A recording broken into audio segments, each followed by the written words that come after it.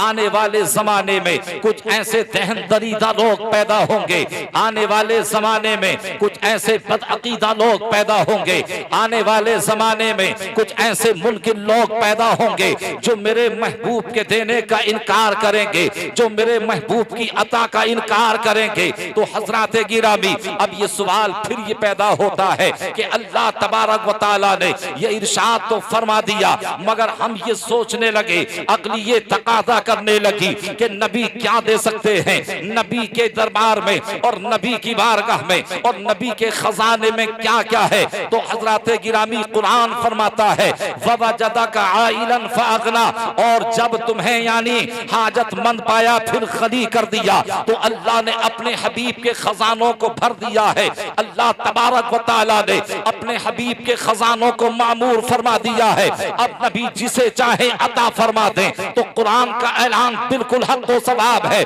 हमें किसी दुनियावी किताब पे अमल नहीं करना है, हमें कुरान पाक पे अमल करना है। कुरान पाक फरमाता है मेरा महबूब जो अता फरमाए उसे तुम ले लो। तो अजीज़ान मिल्लत इस्लामिया, मेरा नबी तो ऐसा जिंदा है। यहाँ से एक बात और पता चलती है, ये और मालूम होता है कि ये आयत करीमा नबी की हयात का खुतबा पढ़ रही है। आज कुछ लोग ये भी तो कहते हैं कि नबी मरकर मिट्टी में मिल गए, नबी हयात नहीं है, मगर आयत कह रही है, रब्बे काबा फरमा रहा है कि मेरा महबूब जो अता फरमाए उसे तुम ले लो। इसलिए कि दुनिया का उसूल ये है कि जिंदा ही दिया करता है और जिंदा ही लिया करता है। जिंदा मुर्दा न देने की सलाहियत रखता है और मुर्दा न लेने की सलाहियत रखता है। तो मेरा नबी देने वाला जिंदा, हम नबी के गुलाम लेने वाले जिंदा, और मेरा नबी तो ऐसा जिंदा है कि जिस पर निगाहे नबुव्वत डाल देता है उसे जिंदगी अता फरमा देता है।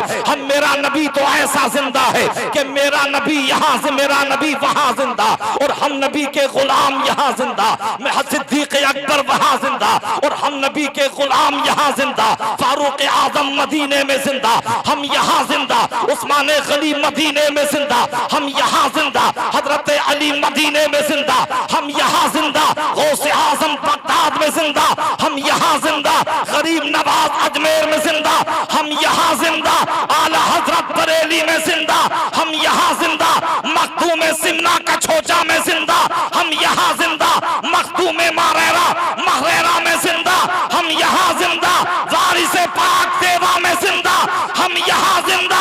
तो ए अमरोहा के गैयूर मुसलमानों, तुम भी उसी जिंदा नबी का कलमा पढ़ने वाले हो, तो दुनिया को ये पैगाम दे दो और बबांगे तो हल ये ऐलान कर दो कि हमारी सुबह जिंदा है, हमारी शाम जिंदा है, हमारे दिल की तख्ती पर नबी का नाम जिंदा है। सुभान अल्लाह, सुभान अल्लाह, माशा। नारे तकबीर, नारे रिसालत, मसलके आला हजरत उलमाए अहले सुन्नत हजरत अल्लामा मौलाना मुफ्ती जाकिर नईमी मुरादाबादी, नारे तकबीर।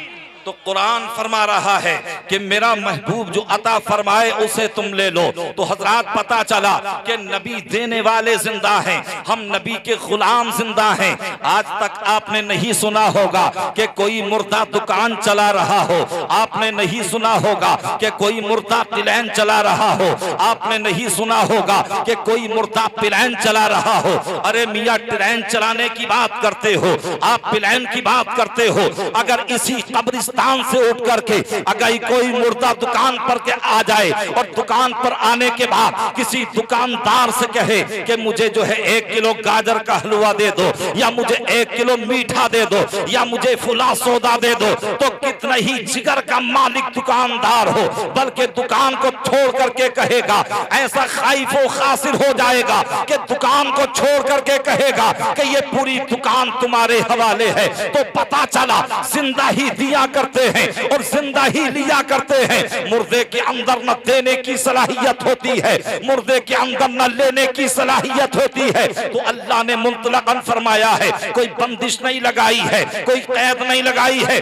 कि सिर्फ नमाज का तरीका ले लो या सिर्फ रोजे का तरीका ले लो। अल्लाह ने मुतलकन फरमा दिया तो पता ये चला कि सदाकत मुस्तफा से ले लो, अदालत मुस्तफा से ले लो, सखावत मुस्तफा से ले लो, शुजाअत मुस्तफा से ले लो, शरीअत मुस्तफा से ले लो, तरीकत मुस्तफा से ले लो, मारफत मुस्तफा से ले लो, हकीकत मुस्तफा से ले लो, शफाअत मुस्तफा से ले लो, शान व शौकत मुस्तफा से ले लो, तिजारत करने का तरीका मेरे मुस्तफा से ले लो, बीबी से मोहब्बत करने का सलीका मेरे मुस्तफा से ले लो, माँ बाप का अदब करने का तरीका मेरे मुस्तफा से ले लो, पड़ोसियों से अदब, पड़ोसियों से मोहब्बत करने का तरीका मेरे मुस्तफा से ले लो। तो अजीज़ान मिल्लत इस्लामिया, तो जब बरेली के ताजदार ने कुरान की इस आयत को पढ़ा तो बरजस्ता पुकार उठे कि या रसूल अल्लाह, कौन देता है, देने को मुंह चाहिए, देने वाला है सच्चा हमारा नबी। सुभान अल्लाह, सुभान अल्लाह, माशाअल्लाह, सुभान अल्लाह, सुभान अल्लाह, सुभान अल्लाह। देने वाला है सच्चा हमारा नबी। कुरान ने फरमाया मेरा महबूब जो अता फरमाए उसे तुम ले लो। और आगे अल्लाह ने फरमाया कि जिन बुरी बातों से रोके उनसे रुक जाओ। तो अल्लाह के रसूल ने हमें सब कुछ दिया है। अगर कोई ताजिर है तो वो नबी की जिंदगी को देखे, अगर कोई बीवी वाला है तो वो नबी की जिंदगी को देखे, अगर कोई किसान है तो मुस्तफा की उस जिंदगी को देखे जब मेरे पैगंबर ने हजरत सलमान फारसी का बाग लगाया था।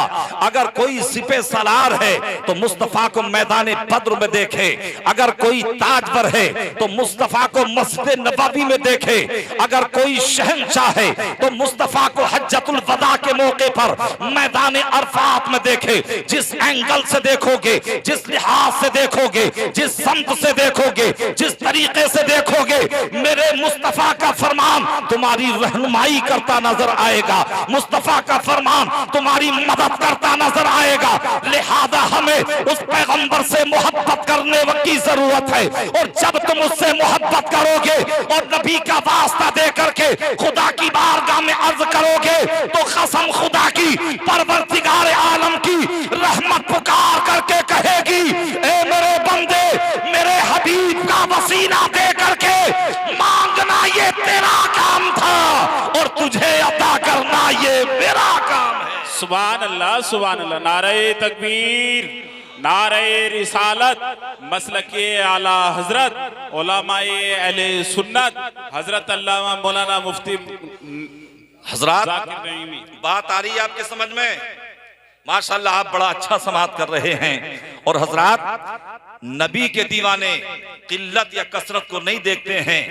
अगर लोग कम भी होते हैं तो आसमान दुनिया से फरिश्ते आते हैं और जिक्रुल्लाह, जिक्र सालिहीन, जिक्र रसूल को समात करते हैं। और बदल जाए निज़ामे बज़्म-ए-गेती आने वाहिद में, बदल जाए निज़ामे बज़्म-ए-गेती आने वाहिद में। अगर जिद पर कोई आ जाए दीवाना मोहम्मद का, अगर जिद पर कोई आ जाए दीवाना मोहम्मद का, तो मैं अर्ज ये करना चाहता हूँ, आज कुछ लोग इनकार करते हैं नबी के देने का, आज कुछ लोग इनकार करते हैं नबी के दाता होने का।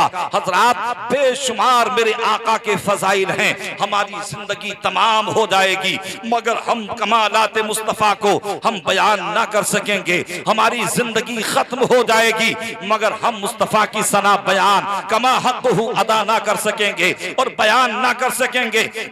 इसलिए कि परवरदिगार आलम ने अपने हबीब को जब पैदा फरमाया है, अपने हबीब को जब भेजा है तो बेनज़ीर बना करके भेजा है, बेमसील बना करके भेजा है और आपने यानी लाजवाब बना करके भेजा है। आप दुनिया में किसी को भी देख लो, आप दुनिया के किसी भी सुल्तान को देख लो, आप दुनिया के किसी को भी शहंशाह को देख लो, आप दुनिया के किसी भी वजीर या सफीर को भी देख लो, उसका सानी जरूर मिल जाएगा, उसकी नजीर जरूर मिल जाएगी, उसकी मसील जरूर मिल जाएगी। मगर मेरे परवरदिगार ने अपने हबीब को ऐसा लाजवाब बना करके भेजा, ना कल मुस्तफा का कोई जवाब था, ना आज मुस्तफा का कोई कोई जवाब है, ना क़यामत तक कोई जवाब हो सकता है। तभी तो आला हजरत पुकार उठे, या रसूल अल्लाह, सरवर कहूँ के मालिको मौला कहूँ तुझे, बाग़े खलील का गुले सेबा कहूँ तुझे, अल्लाह रे तेरे जिसमें मुनव्वर की ताबिश है, ए जाने जा में जाने तजल्ला कहूँ तुझे। लेकिन मांगने का ढंग चाहिए, सलीका चाहिए, करीना चाहिए जी। अगर हम उलमाए अहले सुन्नत के पास में बैठे हजरात गिरामी, लेकिन आज तो हम बज़्ज़न इतने हो जाते हैं, अरे साहब वो मौलाना तो ऐसे हैं, अरे साहब वो तो ऐसे हैं, हम इतने बज़्ज़न हो जाते हैं हजरात गिरामी। मगर उलमा से मोहब्बत करना, उनके तरीके को अपनाना, ये भी इंसान के लिए कामयाबी का एक जरिया हुआ करता है। हजरात गिरामी में अर्ज ये करना चाहता हूँ कि आज जब जब नबी की बारगाह में दस्ते सवाल दराज किया गया है तो मुस्तफ़ा उसे अता करते नजर आए हैं। मैं एक जो है यानी एक तारीख का वाकया और पन्ना आपके सामने पेश करना चाहता हूँ।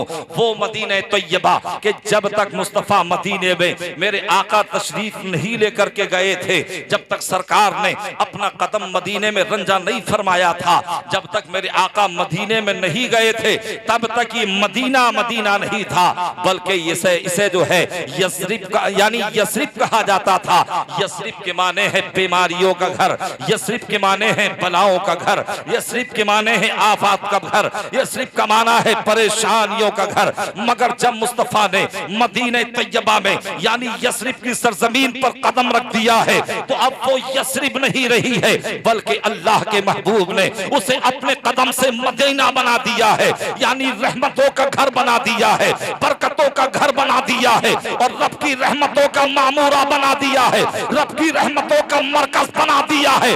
आज भी गुंबदे खजरा मुस्तफा जाने रहमत का मदीने तैयबा में चमक रहा है और ये दावते फिक्र दे रहा है, ए मेरे गुलामों, तुम्हें परेशान होने की जरूरत नहीं है, तुम्हें मायूस होने की जरूरत नहीं है, तुम मेरी बारगाह में आ जाओ, तुम्हारे दिल को भी सुरूर मिल जाएगा, तुम्हारे आंखों को भी सुरूर मिल जाएगा। बेशक, सुभान अल्लाह, सुभान अल्लाह, माशाअल्लाह। आका करीम सल्लल्लाहु अलैहि वसल्लम मदीना शरीफ में जलवगर हैं। मदीने तैयबा में एक औरत है, एक यहूदी है, वो मर गया, और जब वो खत्म हो गया तो हजरात गिरामी अब उसकी बीवी है जो कि बेवा है, उसने एक बेटा अपना इकलौता छोड़ा है, जिसकी मुश्किल उम्र जो है 8 साल की है हजरात गिरामी। लेकिन उस बेवा की जिंदगी बड़ी उसरत की जिंदगी गुजर रही थी, उसकी जिंदगी बड़ी जो है यानी गरीबी की जिंदगी गुजर रही थी हजरात गिरामी। 1 महीना हुआ, 2 महीने हुए, मगर इतनी उसरत की जिंदगी, ऐसी गुर्बतो इफलास की मारी हुई वो यहूदिया कि हजरात उसके पास कोई और लिबास नहीं है, उसके पास कोई और जोड़ा या कपड़े नहीं हैं जो कि वो अपने ज़ेब तन कर ले, अपने कपड़ों को बदल ले। लेकिन हजरात औलाद तो औलाद होती है, अगर वाकई औलाद अगर जर्रा बराबर भी लाइक फाइक है, अगर 6 साल का बच्चा हो तब भी अपनी माँ का दर्द अपने दिल में रखता है, 8 साल का बच्चा हो तब भी अपनी माँ का दर्द अपने दिल में रखता है, अगर वो जवान हो जाए तब भी अपनी माँ का दर्द अपने दिल में रखता है।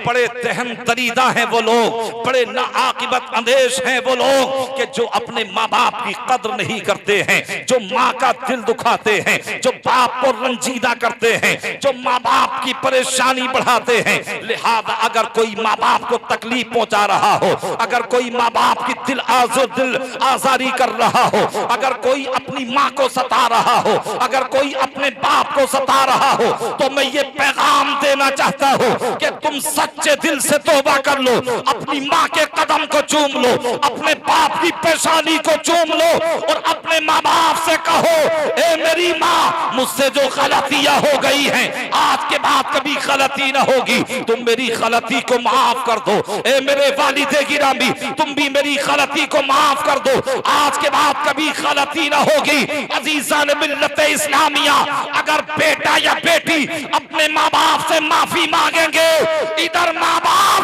माफ करेंगे, उधर परवरदिगार माफ फरमा देगा। बेशक सुभान अल्लाह सुभान अल्लाह। अब 8 साल का बच्चा है, माँ की जिंदगी को देखा, लिबास को देखा, आंखों में आंसू आ गए और अपनी माँ से रोते हुए कहा था, हजरत गिरामी देखिए, सरकार जब 6 साल के थे अपनी माँ हजरत आमना के साथ आप अपने ननहाल गए थे, हजरत आमना अपने मैके गई थी। अब जब वहां से मक्के के लिए आप रवाना हुई तो मकाम अब्वा में पहुंची, तबीयत खराब हो गई, इतनी तबीयत खराब हो गई कि जिंदगी ने जवाब दे दिया था।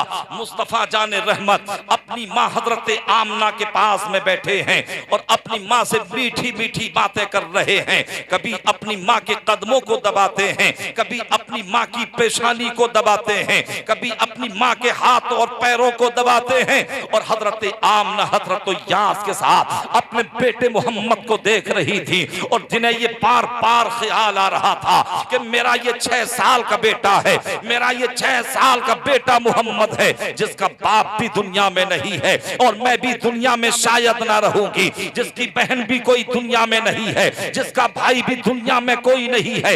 हजरत आमना परेशानी के आलम में है, अपने बेटे की तरफ तवज्जो दे दे करके आपको बार बार ख्याल सता रहा था। मुस्तफा जाने रहमत अपनी माँ से रोती हुई आवाज में कह रहे थे, ए अम्मी जान क्या आपकी तबीयत खराब है, क्या आपको शिद्दत का बुखार है? ए मेरी माँ अपने बेटे मोहम्मद से बातें तो कर लो। मगर हजरत परवरदिगार को कुछ और ही मंजूर था। हजरत आमना ने आखिरी मर्तबा कहा था, ए मेरे बेटे मोहम्मद मैं दुनिया में रहूं या ना रहूं, लेकिन वो वक्त जरूर आएगा कि परवरदिगार आलम तुम्हारे इकबाल को बुलंद फरमाएगा, इंसान भी तुम्हारे गुलाम होंगे और जिन्नों जिन्नात भी तुम्हारे गुलाम होंगे। सुभान अल्लाह सुभान अल्लाह माशाअल्लाह। अर्ज ये कर रहा था, उस 6-8 साल के बच्चे ने माँ से कहा कि अम्मी जान तुम्हारा लिबास बड़ा बोसीदा है, अम्मी जान तुम्हारा लिबास फटा पुराना है, मैं अपने चचा के पास में जाता हूँ और मैं उनसे अपील करूंगा, अगर उन्होंने मदद कर दी तो मैं लिबास लेकर के तुम्हारे पास आऊंगा, जिससे तुम अपनी सतर पोशी कर लेना। अजीज़ान मिल्लत इस्लामिया, माँ ने कहा बेटा कोई तवक्को अपने चचा से मत रखो, तुम्हारा चचा बड़ा जालिम है, तुम्हारा चचा बड़ा जाबिर है, मगर जाओ तुम जाना चाहो तो जा सकते हो। अब ये बच्चा गया, अपने चचा से जाकर के सवाल किया था कि मैं यतीम हूँ, मेरी माँ बेवा है और आप जानते हैं हमारी जिंदगी बड़ी अफलास की जिंदगी है, हमारी जिंदगी बड़ी उसरत की जिंदगी है, आप मदद कर दीजिए और कुछ अता कर दीजिए ताकि मेरी माँ अपने लिबास से अपने सतर पोशी कर सके। तो उस जालिम चचा ने बजाय कुछ अता करने के, बजाय कुछ देने के, बजाय मदद करने के, अपने उस छोटे से भतीजे, अपने उस यतीम भतीजे को मारना शुरू किया था और बेतहाशा मार करके अपने दरवाजे से बाहर कर दिया।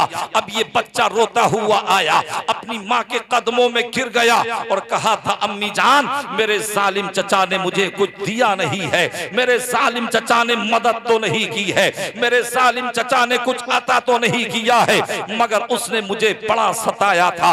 अजीज़ान मिल्लत इस्लामिया, अब ये बच्चा है दरो दीवार से लिपट कर रो रहा है, अपनी माँ के कदमों से लिपट करके रो रहा है, अपनी माँ से फरियाद कर रहा है, ए अम्मी जान गम करने की जरूरत नहीं है, अगर चचा ने कुछ नहीं दिया है तो क्या हुआ, मैंने सुना है इसी मदीना में मस्जिद नबवी में इमामुल अंबिया भी तो रहते हैं, इसी मदीने में शहंशाह दो जहां भी तो रहते हैं, इसी मदीने में गरीबों के सहारा भी तो रहते हैं, इसी मदीने में यतीमों के मलजा और मावा भी तो रहते हैं। मैं उनकी बारगाह में जाता हूं और मुझे यकीन है कि वो कुछ न कुछ जरूर अता कर देंगे, हमारे हाल सार पर रहम करेंगे और हमें रहम की भीख अता फरमा देंगे। अजीज़ान मिल्लत इस्लामिया, मगर उस दौर के काफिर भी बड़े कट्टर थे, उस दौर के यहूदी भी बड़े कट्टर थे। जब उसकी माँ ने सुना था तो उस यहूदिया माँ ने कहा था बेटा पहली बात तो मेरी इजाजत नहीं है जाने की, लेकिन अगर तुम जा रहे हो तो मैं तुम्हें एक ताकीद कर रही हूँ कि मोहम्मद की बारगाह में जाओ तो बड़ी समझ कर संभल करके जाना, इसलिए कि मोहम्मद की ज़बान ऐसी है जो उनसे बात कर लेता है वो उन्हीं का दीवाना बन जाता है, जो उनके रुखे मुनव्वर को देख लेता है वो उनकी जुल्फों को असीर हो जाता है। ए बेटे जब तुम मोहम्मद की बारगाह में जाओ तो मोहम्मद से कहना कि मेरी एक शर्त ये कबूल कर लो कि मैं आपका आप पर ईमान नहीं लाऊंगा, मैं आपके इस्लाम में दाखिला नहीं लूंगा। अगर आपको ये शर्त मंजूर है तो आप मेरी अपील को समाअत कर ले। अगर ये शर्त मंजूर नहीं है तो मैं अपनी अपील पेश करने के लिए बिल्कुल तैयार नहीं हूँ। अज़ीज़ान मिल्लत इस्लामिया, माँ ने बेटे को समझाया। अब ये बेटा गया और जाने के बाद मस्जिद नबवी के दरवाजे पर पहुंचा और जब देखा कि सहाबा की अंजुमन सजी हुई है और मेरे आका चौदवी के चांद से भी ज्यादा चमक रहे हैं। अल्लाहु अकबर। अब ये बच्चा हिम्मत करके, ये बच्चा जुर्रत करके गया। इमामुल अंबिया ने मुस्कुरा करके फरमाया, ए बच्चे करीब आ जाओ, ए बच्चे करीब आ जाओ। आज भी जरा सोचिए तो सही, नबी का तरीका क्या है और हमारा तरीका क्या है। अगर भतीजा यतीम हो जाए, अगर भांजा यतीम हो जाए, अगर रिश्तेदार यतीम हो जाए, अगर मोहल्ले का बच्चा यतीम हो जाए तो हम उसके माल को नाहक खाने की कोशिश करते हैं। मगर याद रखिए, मेरे आका इरशाद फरमाते हैं कि जो यतीम के सर पर अपना दस्ते शफकत रख देता है तो जितने बार उसके हाथ के नीचे आ जाते हैं अल्लाह इतनी नेकी अता फरमाता है। सुभान अल्लाह, सुभान अल्लाह। नारे तकबीर, नारे रिसालत, मसलके आला हजरत, उलमाए अहले सुन्नत। अब मेरे आका ने इरशाद फरमाया, बेटा बताओ किस लिए आए हो। तो बच्चे ने जो माँ ने समझाया था वही कहा और उस पर अमल करते हुए अर्ज गुजार होता है कि या रसूल अल्लाह, ए इमामुल अंबिया, पहले तो आप मेरी एक शर्त समाअत कर लें और वो शर्त ये है मेरी कि मैं आपका कलमा नहीं पढ़ूंगा, मैं आपके दामन से वाबस्ता नहीं होऊंगा, मैं आपके दायरा इस्लाम में दाखिला नहीं लूंगा। तो मुस्तफा मुस्कुराए, इस अंदाज से मुस्कुराए कि यूं मुस्कुराए जान सी कलियों में पड़ गई, यूं लबकुशा हुए के गुलिस्ता बना दिया। मेरे आका ने इरशाद फरमाया, ए बच्चे बताओ तो सही, तुम क्या कहना चाहते हो, तुम क्या फरियाद लेकर के आए हो। तो बच्चे ने कहा था, अपनी रोती हुई आवाज में कहा था, अपनी भर्राई हुई आवाज में कहा था, अपनी कांपती हुई आवाज में बच्चे ने कहा था कि मेरे वालिद का इंतकाल हो गया है, 3 महीने गुजर चुके हैं, मेरा बाप दुनिया से चला गया है, बड़ी गुर्बत की जिंदगी गुजर रही है, बड़ी उसरत की जिंदगी गुजर रही है। मेरी माँ के पास इतने कपड़े नहीं हैं जो अपने अपने बदन को या अपने जो है यानी बदन को ढांप ले, सतर पोशी कर ले। बस मैं आपकी बारगाह में इसलिए आया हूँ कि आप मेरी मदद कर दें ताकि मैं अपनी माँ की सतर पोशी कर दूं। अगर हम में से कोई होता, अगर आज दुनिया का ताजदार होता, अगर दुनिया का कोई संतरी या मंत्री होता तो बरजस्ता ये कह देता, अरे जा यहाँ से चला जा, तेरी माँ ने मुझे वोट नहीं दिया था, तेरे बाप ने मुझे वोट नहीं दिया था, तेरे खानदान ने मुझे वोट नहीं दिया था, तेरे महल्ले ने मुझे वोट नहीं दिया था, तेरे रिश्तेदारों ने मुझे वोट नहीं दिया था। मगर ये कोई दुनिया के ताजदार नहीं बल्कि दोनों जहान के ताजदार थे, जो ये यतीमों के सहारा बन के आए थे, जो के बेवाओं के लिए आसरा बन के आए थे। मेरे आका ने अपनी रिदाए तत्हीर को उतारा और उस बच्चे को दे करके कहा था, ए शहजादे, ले ये चादर लेकर के चला जा, अपनी माँ की सतर पोशी कर दे। अब ये बच्चा चादर को लेकर के, रिदाए मुस्तफा को लेकर के अपने घर की तरफ रवा और दवा होता है, अपने घर में दाखिल हुआ और जैसे ही माँ के करीब पहुंचा तो मुस्कुरा करके कहा था, ए अम्मी जान देखिए, एक मेरा चचा था जिसने मार करके घर से भगा दिया था, मगर मुसलमानों के नबी ने मुझे मार करके नहीं भगाया है बल्कि मोहब्बत से ये चादर ता फरमाई है। उसने अपनी माँ के सर पर रखी, अपनी माँ की सतर पोशी उसने की और फिर जैसे ही माँ ने वो चादर ओढ़ी तो माँ ने कहा था, ए मेरे बेटे, चलो मोहम्मद की बारगाह में मुझे भी ले चलो, इसलिए कि जिस नबी का अखलाक इतना अच्छा है उस नबी का परवरदिगार कितना अच्छा होगा। अल्लाहु अकबर। अब ये दोनों माँ बेटे यानी संगत के साथ, और दोनों साथ साथ में पहुंचे और नबी की बारगाह में हाजिरी दी। और जैसे ही नबी की बारगाह में पहुंचे तो मेरे आका ने इरशाद फरमाया था, ए बच्चे जरा ये तो बता दे, तू अपनी माँ को लेकर के भी आया है? उस शहजादी और उस यहूदिया ने कहा था, या रसूल अल्लाह, हमने तो आज तक आपके बारे में सुना था, हमने तो आपके बारे में बातें सुनी थी, तो हम तो आपकी बातों पर अमल नहीं करते थे। लोगों ने आपकी तकसीब की, लोगों ने आपकी बुराई की, मगर ए आका, जब आपके करीब हुए हैं तो इस्लाम के करीब हो गए हैं, जब आपके करीब हो गए हैं तो कुरान के करीब हो गए हैं, जब आपके करीब हुए हैं तो रहमान के करीब हो गए हैं। या रसूल अल्लाह, अब देर ना कीजिए और कलमा पढ़ा करके मुसलमान कर लीजिए। मेरे आका ने कलमा पढ़ाया और ईमान की दौलत से नवाज दिया तो वो औरत ये पुकार रही थी, कायनात में ये आवाज गर्दिश कर रही थी कि ये दरबारे मोहम्मद है, यहाँ अपनों का क्या कहना, यहाँ से हाथ खाली खैर भी जाया नहीं करते। तो हजरात, अल्लाह ने फरमाया, मेरा हबीब तुम्हें जो अता फरमाए उसे तुम ले लो, और जिन बुरी बातों से रोके मना फरमाए उससे बोलिए बाज रहो। मगर हर आदमी अपनी जिंदगी को देखे कि आज हमने नबी की बातों पर कितना अमल किया है। आज जिस चीज से नबी ने रोका था, हम वाकई उससे रुक रहे हैं या नहीं रुक रहे हैं? हजरात, वो कौन से अयूब हैं जो हमारे अंदर नहीं हैं? आज ये नई जनरेशन हमारी, हजरात, पहले के आज से 40 साल 50 साल पहले के लोगों को देखेंगे तो आज का बूढ़ा भी उस वक्त का आपको तवाना मिलेगा, ताकतवर मिलेगा और बहुत कवी मिलेगा। मगर आज के नौजवान, आज की नई नस्ल, आज की नई जनरेशन बिल्कुल कमजोरी के दहाने पर पहुंच चुकी है। आज हमारे बच्चे शराबी बनते नजर आ रहे हैं, आज हमारे बच्चे कबाबी बनते नजर आ रहे हैं, आज हमारे बच्चे जुआ खेलते नजर आ रहे हैं, आज हमारे बच्चे यानी नशे का काम करते नजर आ रहे हैं, आज हमारे बच्चे सूद का काम करते नजर आ रहे हैं। मुझे ये बताओ, जो बच्चा शराबी बन जाए, जो बच्चा ज्वारी बन जाए, जो बच्चा कबाबी बन जाए, जो बच्चा रक्सो सुरूर की महफिलों में जाकर के अपने खून और पसीने की कमाई को खर्च करे, तो क्या वो माँ का अदब कर सकता है? वो क्या माँ की ताज़ीम कर सकता है? अब हम ये सारा इंसान अपनी औलाद पर डाल देते हैं, हम ये सारा इंसान अपने बच्चों पर डाल देते हैं कि हमारा बच्चा तो बड़ा बेवफा हो गया है, मेरा बेटा बड़ा नालायक हो गया है, मेरा बेटा बड़ा जालिम हो गया है, मेरा बेटा बड़ा जाबिर हो गया है, ना तो माँ की कदर करता है, ना बाप की कदर करता है। तो ये इल्जाम अपने बच्चों पर मत डालो, इसमें कुछ ना कुछ कमी जो है माँ बाप की भी होती है। दिल के फफूले जल उठे सीने के दाग से, इस घर को आग लग गई घर के चिराग से। अगर हमने अपने बच्चों की अच्छी तरबियत की होती तो कसम खुदा की आज ये बच्चे हमारे शराबी बनते नजर आते। अगर हमने अपने बच्चों को अच्छा सबक दिया होता तो आज ये हमारे बच्चे अपने माँ बाप का दिल दुखाते नजर न आते।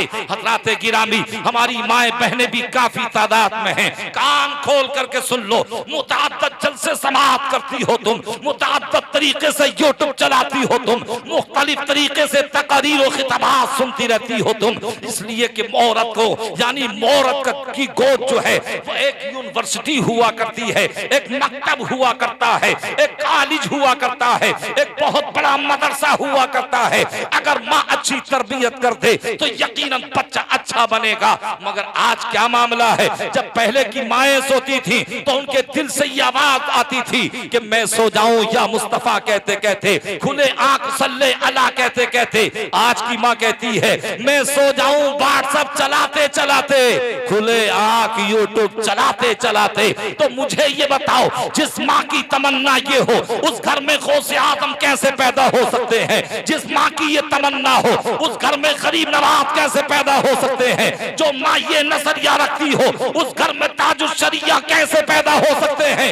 अरे माँ का किरदार, बाप का किरदार भी बड़ा अहम रोल रखता है औलाद की जिंदगी में। तो जुमलों में ये सुन लो कि अगर माँ फातिमा होती है तो बेटा शहीद आजम होता है, अगर माँ उम्मुल खैर होती है तो बेटा गौसे आजम होता है, अगर माँ उम्मुल फरा होती है तो बेटा गरीब नवाज होता है, माँ अगर साबिरा होती है तो बेटा साबिरे पाक होता है, माँ अगर सालेहा होती है तो बेटा मखदूमे सिमना होता है, माँ अगर साहिदा होती है तो बेटा मखदूमे बिहारी होता है, माँ अगर शबे जिंदादार होती है तो बेटा वारिसे देवा होता है, माँ अगर राकिया होती है तो बेटा आला हजरत होता है, माँ अगर मोमिना होती है तो बेटा ताजुश शरिया होता है। सुभान अल्लाह, सुभान अल्लाह। नारे तकबीर, नारे रिसालत, मसलके आला हजरत उलमाए अहले सुन्नत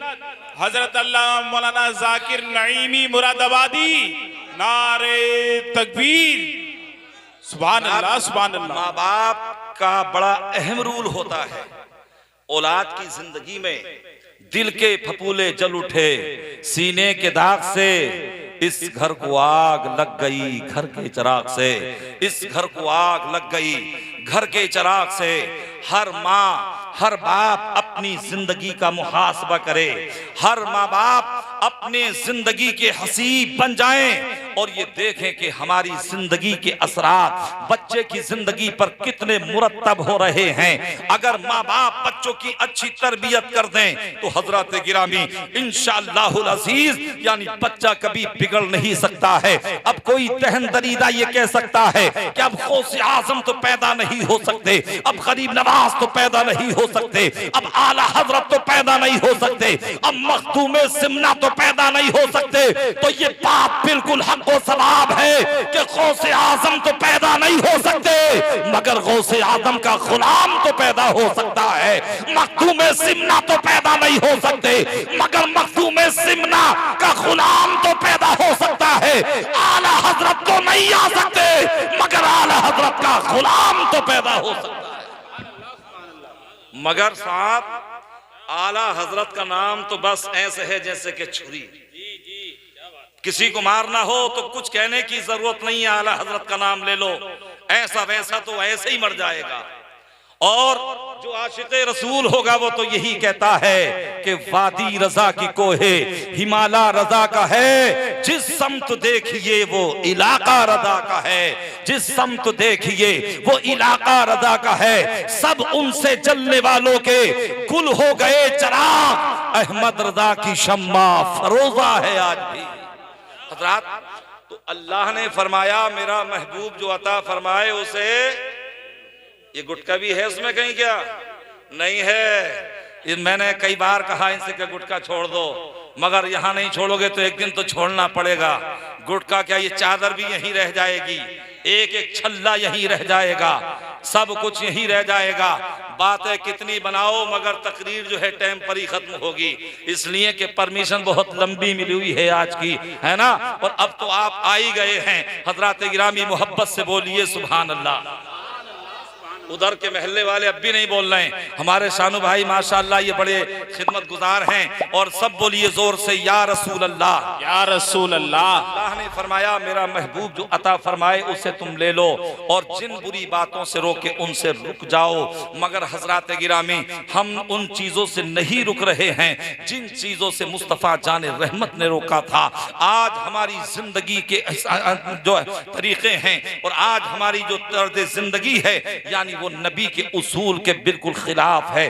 अगर हम अपनी सूरत को देखें तो मुस्तफ़ा की सूरत से नहीं मिलती, अगर हम अपनी सीरत को देखें तो मुस्तफ़ा की सीरत से नहीं मिलती, अगर हम अपने खाने को देखें तो मुस्तफ़ा के खाने से नहीं मिलता, अगर हम अपने पीने को देखें तो मुस्तफ़ा के पीने से नहीं मिलता, अगर हम मुस्तफ़ा की जिंदगी को देखें तो मुस्तफ़ा की जिंदगी से नहीं मिलती, अगर हम अपनी बंदगी को देखें तो मुस्तफ़ा की बंदगी से नहीं मिलती, थी। और मियाँ आज हमारे अंदर दुनिया सरायत करती चली जा रही है। ना तो आज मर्द इससे पीछे हैं, ना हमारी माएँ बहनें इससे पीछे हैं। अगर आज हमने अंग्रेज को जैसा देख लिया वैसे ही मर्द भी जो है अमल करते नजर आ रहे हैं। अगर बाल रखेंगे तो वो ही न रखेंगे। मैंने एक मजमे में देखा था तो एक नौजवान की यानी मांग निकली हुई थी। मैंने उससे पूछा भाई ये कौन सी मांग है? तो उसने कहा ये तेरे नाम की मांग है। मैंने कहा जालिम, मैंने तुझसे कब कहा था कि तू मेरे नाम की मांग निकालना, लिहाजा तेरे नाम की मांग मत निकालिए, मुस्तफा के नाम की मांग निकालिए, मुस्तफा के तरीके पर मांग निकालिए और अपनी जिंदगी को मुस्तफा के तरीके में ढाल दीजिए। कसम खुदा की दोनों जहान में कामयाब हो जाओगे। हजरात गिरामी देखिए, आज कुछ लोग इस्लाम पे ये भी एतराज करते हैं कि इस्लाम जो है साहब तलवार के जोर से फैला है, इस्लाम तो जबरदस्ती फैला है। मगर हजरात गिरामी मैं कहूंगा वो तलवार लोहे की तलवार नहीं थी। तलवार के जोर से फैला तो है मगर वो लोहे की तलवार नहीं थी, बल्कि वो अखलाके मुस्तफा की तलवार थी, वो मोहब्बत रसूल की तलवार थी, वो हुब्बे मुस्तफा की तलवार थी। अगर मुस्तफा को कोई गाली दे रहा है तो मुस्तफा उसे दुआ दे रहे हैं। रास्ते में कोई कांटे बिछा रहा है तो मुस्तफा उसे दुआ दे रहे हैं। इसलिए कि मेरे आका की जिंदगी को देखो। जब आप मेरे आका की जिंदगी को देखेंगे, जब आप ताइफ के बाजार को देखेंगे, जब आप मैदान ताइफ को देखेंगे तो हजरात गिरामी आप पर पत्थरबारी की गई है, आप पर संगबारी की गई है, आपको लहू लुहान कर दिया गया है। फरिश्ता जो पहाड़ों का मालिक था आया, आने के बाद में अर्ज की थी या रसूल अल्लाह इस कौम ने बड़ा जुल्म किया है आप पर, अगर आप इजाजत दे तो इन दोनों पहाड़ों को मिला दूं ताकि ये कौम हमेशा हमेशा के लिए तबाह बर्बाद हो जाए। तो मेरे आका ने हाँ नहीं फरमाया था, बल्कि मेरे आका ने फरमाया ए फरिश्ते मैं इस दुनिया के लिए, मैं इस कायनात के लिए रहमत बन करके आया हूँ, मैं सहमत बन कर नहीं आया हूँ। और मेरे आका ने फरमाया था मैं ये देख रहा हूँ अगर ये कलमा नहीं पढ़ेंगे तो इनसे जो औलाद पैदा होगी वो दायरा इस्लाम में दाखिल होगी। सुभान अल्लाह, माशाअल्लाह, सुभान अल्लाह। आज हम दुनियावी जिंदगी को दुनियावी लोगों के तरीके पे गुजार रहे हैं। अगर औरतों का लिबास देखो तो बिल्कुल करीना कपूर की तरह से हाँ, ऐश्वर्या राय के तरीके से हाँ, रुबीना टंडन के तरीके पे बिल्कुल। अबे उन्हें क्या है, उन्हें पैसा चाहिए, जिसे कोई शर्म ना हो, लिहाज ना हो, जिसके यहाँ कोई पर्दा ना हो। उनके यहाँ कोई मजहब, कोई मिल्लत, कोई दीन नहीं है, उनके लिए तो सब कुछ पैसा है। मगर इस्लाम ये कहता है ये तुम्हारी औलाद भी तुम्हारे लिए फितना है, ये तुम्हारी दौलत भी तुम्हारे लिए फितना है। तुम दौलत को मत देखो, अपने परवरदिगार की रजा को देखो। अगर परवरदिगार राजी हो गया तो तुम दोनों जहां में जफरयाब हो जाओगे। तो हजरात अब कुछ लोग ये कहते हैं कि साहब इस्लाम तो मना करता है कि दुनियावी तालीम हासिल मत करो, दीन की तालीम पढ़ो। और माशाअल्लाह हमारे सदर साहब खिताब करते हैं तो फजाइल दीन पर ही करते हैं, और कोई गलत बात नहीं, अच्छी बात है हजरात गिरामी। लेकिन दीन की तालीम तो हासिल करना हर मुसलमान मर्द औरत पर फर्ज है, लेकिन दुनिया की तालीम भी हमें हासिल करनी चाहिए। इसलिए कि आज यहूदियों को आप देखिए, मुट्ठी भर हैं यहूदी, मगर बायोलॉजी पर उनका कब्जा है, मीडिया पर उनका कब्जा है, टेक्नोलॉजी पर उनका कब्जा है, साइंस पर उनका कब्जा है। मुट्ठी भर हैं यहूदी मगर पूरी दुनिया पर हुकूमत कर रहे हैं। जब 313 थे तो लरसता था जमाना, आज है करोड़ों तो करते हैं गुलामी। आज हम करोड़ों की तादाद में हैं मगर गुलामी करते नजर आते हैं। तो हम दीन की तालीम भी हासिल करें और हम दुनिया की भी तालीम हासिल करें, मगर आज हमें जज्बा कहाँ है।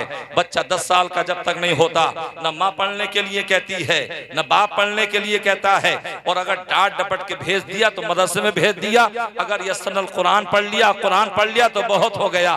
कम से कम यही तसव्वुर लिए बैठे हैं हम कि चलो कम से कम मरने के बाद ये फातिहा तो पढ़ देगा। तो मेरे भाइयों सिर्फ फातिहा से काम नहीं चलेगा, उसके अलावा भी जिंदगी की जरूरियात हैं। ये भिखारीपन की जिंदगी कब तक गुजारोगे, ये उसरत की जिंदगी कब तक गुजारोगे, ये मखसूबियत की जिंदगी कब तक गुजारोगे, ये महकूमियत की जिंदगी कब तक गुजारोगे। इस्लाम महकूम बनाने के लिए नहीं आया था, बल्कि इस्लाम तो जमाने का बादशाह बनाने के लिए आया था।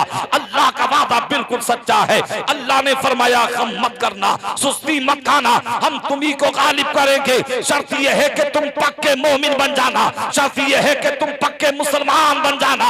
ये कौन फरमा रहा है? ये परवरदिगार फरमा रहा है, जिसकी बात में कोई तगय्युर नहीं हो सकता, जिसके फरमान में कोई तबद्दुल नहीं हो सकता। ये ऐसा अनमिट फरमान है कि है कौले मोहम्मद कौले खुदा, फरमान न बदला जाएगा और बदलेगा जमाना लाख मगर कुरान न बदला जाएगा। बेशक बेशक, सुभान अल्लाह, दीन सुभान की अल्लाह। तालीम भी हासिल करो और दुनिया की भी तालीम हासिल करो। जब हमारे बच्चे डॉक्टर होंगे, जब हमारे बच्चे इंजीनियर होंगे, जब हमारे बच्चे प्रोफेसर होंगे, आज देख नहीं रहे हो हालात कि जब कोई मुस्लिम औरत जाती है किसी काफिर के हॉस्पिटल में और जब डिलीवरी का वक्त होता है तो अगर ऑपरेशन की जरूरत नहीं होती तब भी लिख दिया जाता है कि जल्दी से ऑपरेशन कर दिया जाए। और कितनी बेपर्दगी होती है, कितनी बेहुरमती होती है। गैर महरम जो कि जिसे के यानी बाल की स्याही भी दिखाने का हुक्म नहीं है, लेकिन वजह मजबूरी उससे बेपर्दगी बरतनी पड़ती है। लेकिन जब हमारे बच्चे, जब हमारी बच्चियां डॉक्टर होंगी, जब हमारे बच्चे और बच्चियां इंजीनियर होंगे, जब हमारे बच्चे और बच्चियां प्रोफेसर होंगे, तो जब ये डॉक्टर बनेंगे और ये जब किसी को दवाई देंगे, जब ये जांचें करेंगे तो कुरान इनकी निगाहों में होगा, तरीक़े मुस्तफा इनकी निगाहों में होगा। ये जांच तो कराएंगे मगर बगैर कमीशन के कराएंगे, है ना। जांच जरूरी है आजकल। अगर 1000 में हो रही है तो 500 डॉक्टर साहब की जेब में, और वो जेब इतनी गहरी होती है कि नीचे को ही निकल जाती है, हाथ नीचे को ही निकल जाता है। अगर मुसलमान और आशिक रसूल अगर जो है डॉक्टर होगा तो कभी कमीशन नहीं खाएगा। अगर प्रोफेसर या इंजीनियर अगर मुसलमान होगा और मुस्तफा का गुलाम होगा तो कुरान और हदीस उसकी निगाहों के सामने जरूर रहेगा। हजरात गिरामी, तो मैं अर्ज ये कर रहा था, अब जो मुसलमान अपने बच्चों को इंग्लिश मीडियम में पढ़ाते हैं साहब, तो वो इंग्लिश माहौल में ऐसे डूब जाते हैं। अगर माँ बीए कर रही हो, बाप ने एमए कर लिया हो, बीएससी कर ली हो, एमएससी कर ली हो, तो अब उन्हें पता नहीं कि उर्दू में बात कैसे होगी। अब वो नहीं जानते कि जो है सलाम कैसे किया जाएगा। अगर सुबह को मिलते हैं तो कहते हैं गुड मॉर्निंग, और अगर दोपहर को मिलते हैं तो कहते हैं गुड नून, और अगर दोपहर को मिलते हैं तो कहते हैं गुड आफ्टरनून, और अगर जो है शाम को मिलते हैं तो कहते हैं गुड इवनिंग, और अगर रात को मिलते हैं तो कहते हैं गुड नाइट। मगर मेरे भाइयों, ये इस्लाम का तरीका नहीं है। लिहाजा अगर अल्लाह ने दीन की दौलत दी है और दुनिया की दौलत दी है तो अंग्रेजों के तरीके पर मत चलो। और जब बच्चा पढ़ने के लिए जाता है और जब बच्चा आता है स्कूल से और जब वो अपनी मम्मी से कहता है गुड नून या गुड नाइट, तो माँ भी खुश है, बाप भी खुश है, मेरा बच्चा तो बड़ी मेहनत कर रहा है। अरे मास्टर कितने मेहनती हैं, देखो तो बच्चे को अभी 2-3 क्लासें इसने पढ़ी हैं, ये तो इंग्लिश में बात कर रहा है, ये तो इंग्लिश में गुफ्तगू कर रहा है, ये तो इंग्लिश में कलाम कर रहा है। बाप भी खुश होता नजर आता है, माँ भी खुश होती नजर आती है। अच्छा, एक बात ये भी है कि जब पहले यानी जब किसी के बच्चे का बाप जब परदेश जाता है, चाहे सऊदी जाए या वो दिल्ली जाए या मुंबई जाए, तो हजरात माँ अपने बच्चे को गोद में लेकर के अपने शोहर को कहती है टाटा और बाय बाय करते नजर आते हैं। बच्चे से भी कहती है कि तू भी हाथ हिला करके कह दे बाय बाय। तो हजरात गिरामी, बच्चा कहता है टाटा, जिसका मतलब ये होता है कि अगर तुम दिल्ली से वापस आ गए तो फबीहा, वरना हमें तुम्हारी कोई जरूरत नहीं है। चाहे बाय बाय करते रहो, चाहे टाय टाय करते रहो, ना तो तुझे सलाम मिलेगा, ना तेरे शोहर को सलाम मिलेगा, ना तेरे बच्चे को सलाम मिलेगा। जब पहले की औरतें अपने शोहर को जंग पर भेजती थी या किसी मुहिम पर भेजती थी तो वो कहती थी खुदा हाफिज या फी अमानिल्लाह कहा करती थी, और वो कहती थी, उनके बच्चे कहते थे ए वालिदे गिरामी, अल्लाह तुम्हें अपनी अपनी हिफाजत में रखे, अल्लाह तुम्हें अपनी अमान में रखे। तो वो जिहाद भी रहते थे और वो सेहत, वो जिहाद भी करते थे और वो सेहत दवाना भी रहते थे। सुभान अल्लाह, माशाअल्लाह। अब मैं अर्ज ये करना चाहता हूं कि जब बच्चा सलाम करने लगता है इंग्लिश में तो सब खुश नजर आते हैं। और ये जेंटलमैन साहब, मैम साहब और साहब जनाबे मोहतरम भी जो है इंग्लिश में सलाम करते हैं। खूब पढ़ो लिखो, डॉक्टर बन जाओ, अरबी में बात करो, फारसी में बात करो, इंग्लिश में बात करो, मलयालम में बात करो, तुर्की में बात करो और तुम किसी भी जबान में बात करो, मगर जब सलाम कलाम की बात आए, जब इबादत की बात आए, जब खाने पीने की बात आए, जब रस्मो रिवाज पर अमल करने की बात आए, तो दुनियादार के तरीके पर नहीं बल्कि तुम अहमदे मुख्तार के तरीके पर चलो। हजरात, अब अल्लाह फरमाता है, अब कुछ लोग सलाम करते हैं, हाथ हिला दिया, जबान नहीं चली, यानी 2 किलो का हाथ तो हिला देंगे मगर टके भर की जबान नहीं हिलेगी। आप भी हिलाइए जबान और मोहब्बत से बोलिए सुभान अल्लाह। हाथ हिलाते हैं। अल्लाह फरमाता है, वइदा हुय्यितुम बितहिय्यतिन फहय्यू बिहसना मिनहा और दुहा, कि जब तुम्हें कोई किसी लफ्ज से सलाम करे तो तुम उससे बेहतर लफ्ज जवाब में कहो या वही कह दो, इन्नल्लाह काना अला कुल्ली शैइन हसीबा, बेशक अल्लाह हर चीज पर हिसाब लेने वाला है।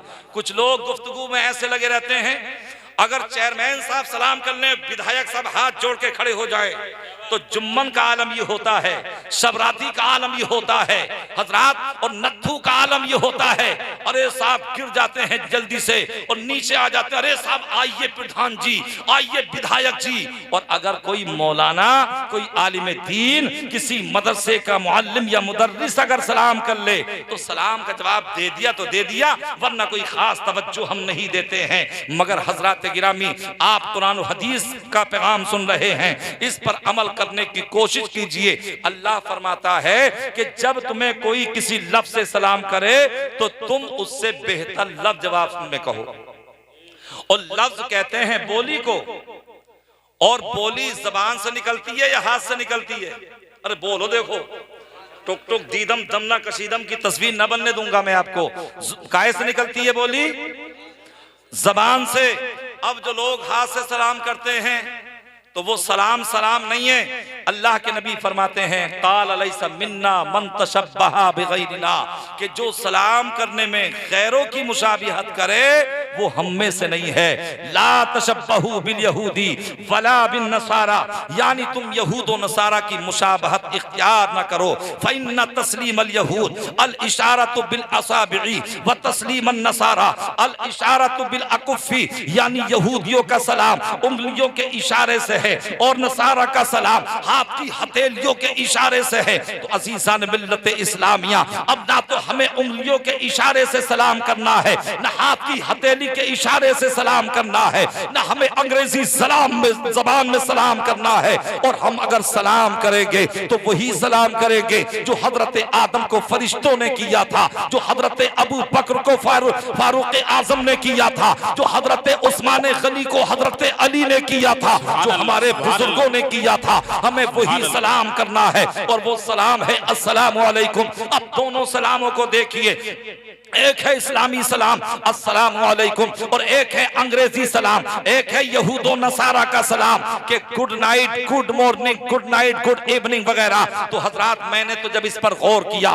तो मेरी समझ में तो इसका माना यही आया कि गुड नाइट के माना ये है कि तुम रात को अच्छे रहो या तुम्हारी रात अच्छी रहे। सुबह को चाहे तुम्हारा एक्सीडेंट हो जाए, इसकी कोई गारंटी नहीं है। गुड मॉर्निंग, तुम सुबह को अच्छे रहो या तुम्हारी सुबह अच्छी रहे। दोपहर में चाहे तुम्हारा इंतकाल हो जाए, इसकी कोई वारंटी नहीं है। गुड नून, यानी तुम दोपहर को अच्छे रहो, चाहे रात में तुम्हारा घर में जो है तुम्हारे घर में चोरी हो जाए, इसकी कोई गारंटी वारंटी नहीं है। तो ये है यहूदो नसारा का सलाम जो एक पहर की सलामती का पैगाम देता है। अगर साथ का सलाम करो तो रात की सलामती का पैगाम है, अगर सुबह को सलाम करो तो सुबह की सलामती का पैगाम है। सिर्फ एक पहर की सलामती का पैगाम है, मगर ये मजहब इस्लाम का सलाम है कि जब कोई मुसलमान अपने मुसलमान भाई को सलाम करता है और कहता है अस्सलाम वालेकुम, तो इसका मतलब ये होता है ए मेरे भाई, तुम सुबह को भी सलामत रहो,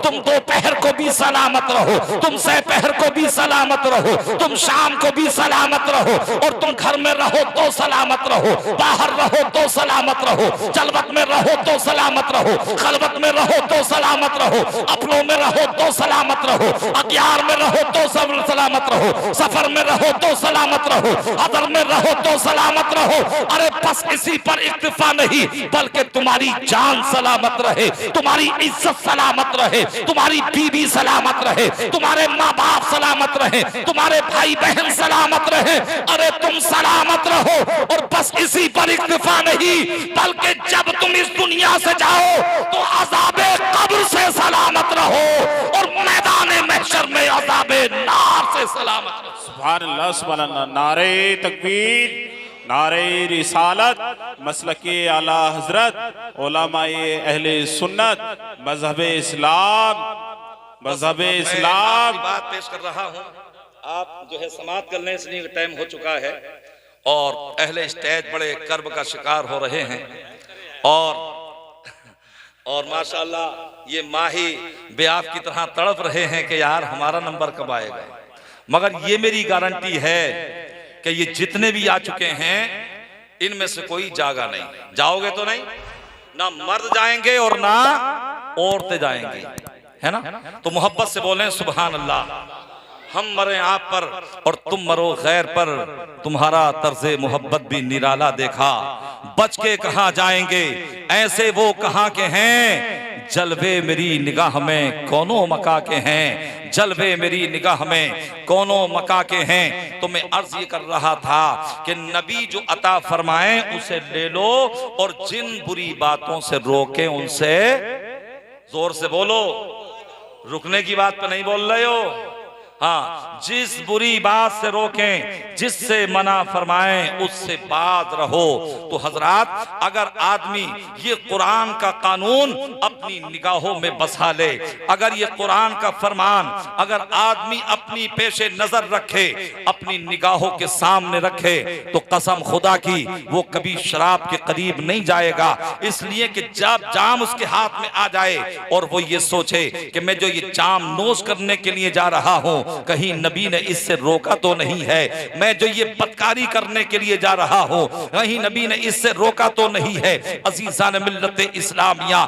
तो ये तरीका अगर हम अपना लें और कुरान पाक को अगर हम जो हैं अपनी निगाहों के सामने रखें, तो कसम खुदा की हम कभी जो है गलत कदम नहीं उठा सकते हैं, कभी हम खिलाफ शरा अमल नहीं कर सकते हैं। आज हम करोड़ों की तादाद में है पूरी दुनिया में, मगर हजरात गिरामी आज हम महकूम बनते नजर आ रहे हैं, आज हम मकसूद बनते नजर आ रहे हैं, आज हमारे हुकूक को पामाल किया जा रहा है, आज हमारी इस्मत दरी की जा रही है, आज हमें मिटाने के नापाक मंसूबे किए जा रहे हैं। उसकी वजह यही है कि हमने तरीके मुस्तफा को छोड़ दिया है, हमने सीरत मुस्तफा पर अमल करना छोड़ दिया है। अगर आज भी हम सीरत रसूल पर अमल कर लें तो कसम खुदा की आज भी हम कामयाब हो जाएंगे। मैं आखिरी बात आज अर्ज करना चाहता हूँ कि हजरात गिरामी, जब जंगे यरमूक के बाद हजरत अबू उबैदा इब्नुल जर्राह ने यानी हजरत फारूक आदम को खत लिखा था और कहा था, हुजूर जंगे यरमूक में कामयाबी हो चुकी है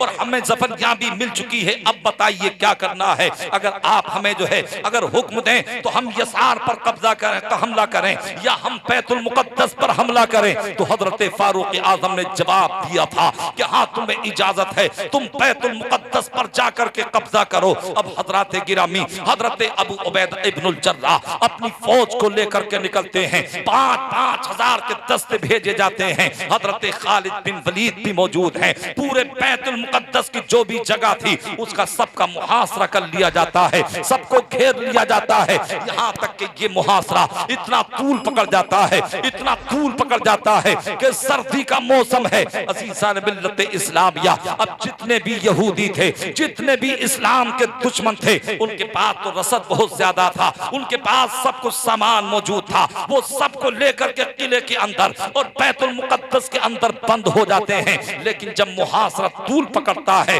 तो उनका जो पोप था उसने कहा था, ए मेरे साथियों जरा ये तो बताओ कि आखिर ये मुसलमान हमें क्यों घेरे में ले रखे हैं, इन्होंने हमारा मुहासरा किस लिए कर रखा है। तो हजरत गिरामी उस पोप से कहा था, उस पादरी से कहा था, हम मुसलमानों से बात करते हैं। तो अब जब उन्होंने बात की थी तो हजरत अबू उबैदा इब्नुल जर्राह से उन्होंने कहा था, तुमने हमारा मुहासरा क्यों कर रखा है, तुम हमें क्यों घेरे में लिए हुए हो, तुमने हमारा हिसार क्यों कर रखा है। तो हजरत अबू उबैदा इब्नुल जर्राह ने कहा था, तुम्हें 3 फरमान दिए जाते हैं, या तो जो है यानी तुम कलमा पढ़ करके मुसलमान हो जाओ, या तुम हमारी मायत में रह करके हमें जिजिया देने के लिए आमादा हो जाओ, या फिर तुम जंग के लिए तैयार हो जाओ। तीनों में से एक काम करना तुम्हें होगा। अजीज़ान मिल्लत इस्लामिया, अब जब उस पादरी के चाहने वाले चेले चपाटे उसे जाकर के बताते हैं कि मुसलमान 3 शर्तें रख रहे हैं, उनमें से एक पर अमल करना होगा, तो उस यहूदियों के पादरी ने कहा था, ईसाइयों के पादरी ने कहा था कि जरा रुको। तो उसने अपनी किताब को देखा और जब किताबों का मुताला किया था तो उसे पता चला और उसे ये मालूम हो गया कि इसे जो आजाद कराएगा उसका नाम उमर होगा, उसका हुलिया ये होगा, उसके चेहरे की रंगत ये होगी, उसकी कदो कामत ये होगी, उसका लिबास ऐसा होगा, उसका तबस्सुम ऐसा होगा, उसकी मुस्कुराहट ऐसी होगी। आखिरकार हजरत गिरामी उस पोप ने कहा था कि मुसलमानों से कहो कि हम तुमसे जंग नहीं लड़ेंगे, बस तुम अपने अमीर को बुला करके लाओ, और जब तुम बुला करके लाओगे तो ये किला बैतुल मुकद्दस हम तुम्हारे बगैर लड़े हुए हम तुम्हारे हवाले कर देंगे, ये कुंजियां हम तुम्हें दे देंगे। अजीज़ान मिल्लत इस्लामिया, अब उस फौज में एक उमर नाम के सहाबी मुजाहिद भी थे।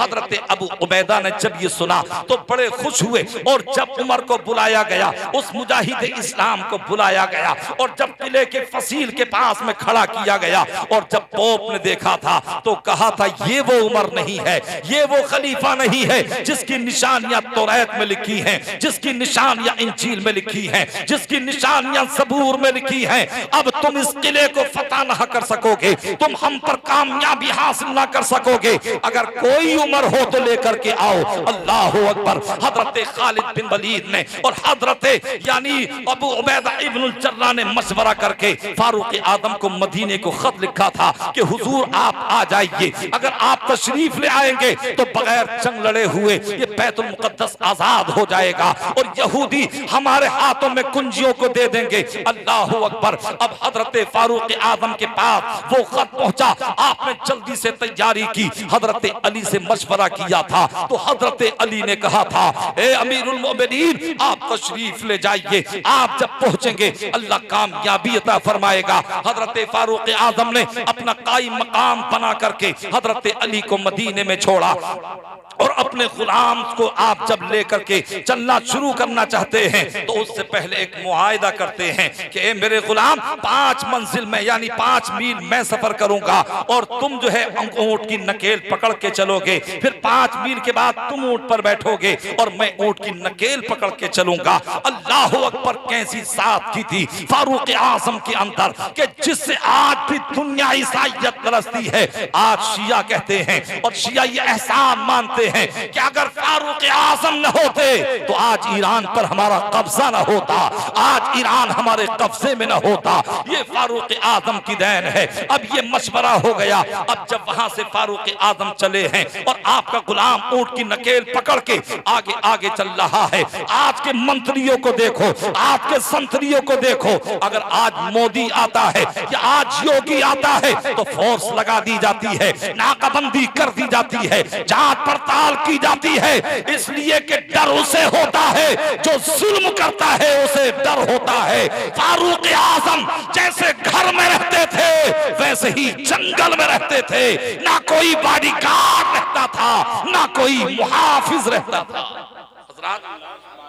अब आप सवार हुए, चले, गुलाम ऊंट की नकेल पकड़ के आगे आगे चल रहा है। है कोई ऐसा संतरी मंत्री, कोई ऐसा ताजवर ताजदार जो कि ये रवैया इख्तियार करे? हजरत फारूक आदम 5 मील तक बैठे रहे और जब 5 मील पूरे हो गए तो आप नीचे आए और गुलाम से कहा अब तुम बैठो, तुम्हारी बारी है। अब गुलाम ऊपर बैठा ऊंट के, हजरत फारूक आदम ऊंट की नकेल पकड़ के जो है आगे आगे चल रहे हैं। यहां तक के चलते चलते जब 5 मील रह गया तो वो गुलामी यानी बारी थी ऊंट पर सवार होने की गुलाम की। गुलाम ने कहा था हुजूर आप जो है सवार हो जाइए, मैं जो है नकेल पकड़ के चलूंगा। तो फारूक आजम ने कहा था कि जो मुआहिदा मैंने कर लिया है उसमें कोई तरमीम नहीं हो सकती है और ये मैं मुनासिब नहीं समझूंगा कि मैं बैठूं और तुम लेकर के चलो। जब मेरी बारी है पैदल चलने की तो मैं ही लेकर के चलूंगा।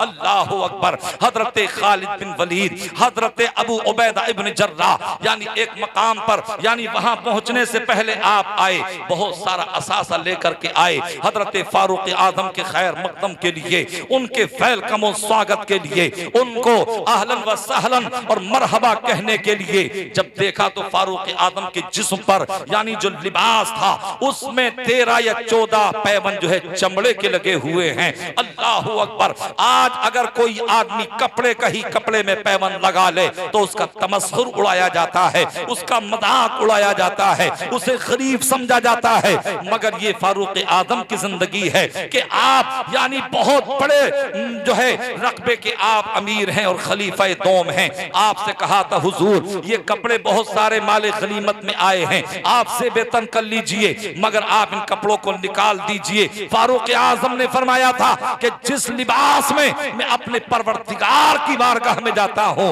उस लिबास को मैं कैसे निकाल सकता हूं। अल्लाह अकबर। गुलाम ऊपर बैठा है, फारूक आजम जो है नीचे नीचे चल रहे हैं। जब किले के करीब पहुंचे तो हजरात एक नहर आ गई बीच में, उधर जो है यानी खड़े हुए हैं यहूदी और वो इस्लाम के दुश्मन खड़े हुए हैं। और जब कहा देखा था उन्होंने दूर से तो हजरात तो यही तकाजा कर रही थी कि ये ऊंट पर जो आ रहा है ये मुसलमानों का अमीर आ रहा होगा, ये मुसलमानों का आका आ रहा होगा, ये मुसलमानों का खलीफा आ रहा होगा।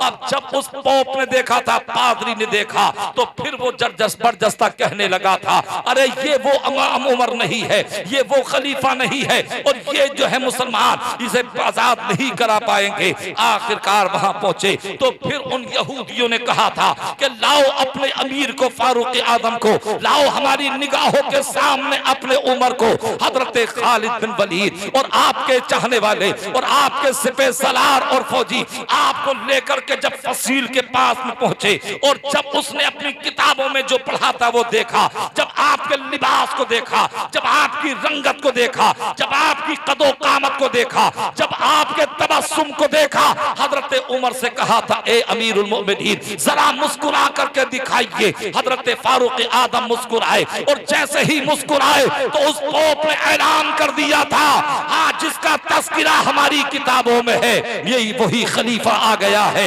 ये वही उमर आ गया है। तो बगैर झगड़ा किए हुए, बगैर जंगो किताल किए हुए बैतुल मुक़द्दस की चाबियां मुसलमानों के हाथों में दे दी गई थी। तो एक वो जमाना था कि हमारी सूरत को देख करके लोग मरऊब नजर आते थे, आज हमारी सूरत को देख करके हम पर जो है हुकूमत करते नजर आ रहे हैं। इसकी वजह यही है कि हमने तरीके मुस्तफा को छोड़ दिया है। इसीलिए डॉक्टर इकबाल ने कहा था कि तरीके मुस्तफा को छोड़ना है वजह बर्बादी, इसी से कौम दुनिया में हुई अपनी बेकदार। अपनी ए मुसलमानों अपनी तर्ज जिंदगी को बदलो, अपने तर्ज बंदगी को बदलो, अपनी सूरत और किरदार को बदलो, अपने किरदार और अखलाक को बदलो, अपने कैरेक्टर को बदलो और मुस्तफा की शरीयत के ताबेदार हो जाओ। जब मुस्तफा की शरीयत के ताबेदार हो जाओगे तो रब की रहमत ऐलान करेगी कि मेरे हबीब का गुलाम बनना ये तुम्हारा काम था और तुम्हें कामयाबी देना ये मेरा काम है। सुभान अल्लाह, माशाअल्लाह, सुभान अल्लाह ने फरमाया मेरा महबूब जो अता फरमाए उसे तुम ले लो। और मैंने जो हदीस पाक पढ़ी थी उसका तो तर्जुमा भी नहीं किया। अल्लाह के नबी फरमाते हैं ला युमिनु अहदुकुम हत्ता यकून हवाहु तबअन लिमा जीतु बिही, कि तुम में से कोई भी उस वक्त तक मोमिने कामिल नहीं हो सकता है जब तक अपनी ख्वाहिशात को मेरी शरीयत के मुताबिक न कर दे।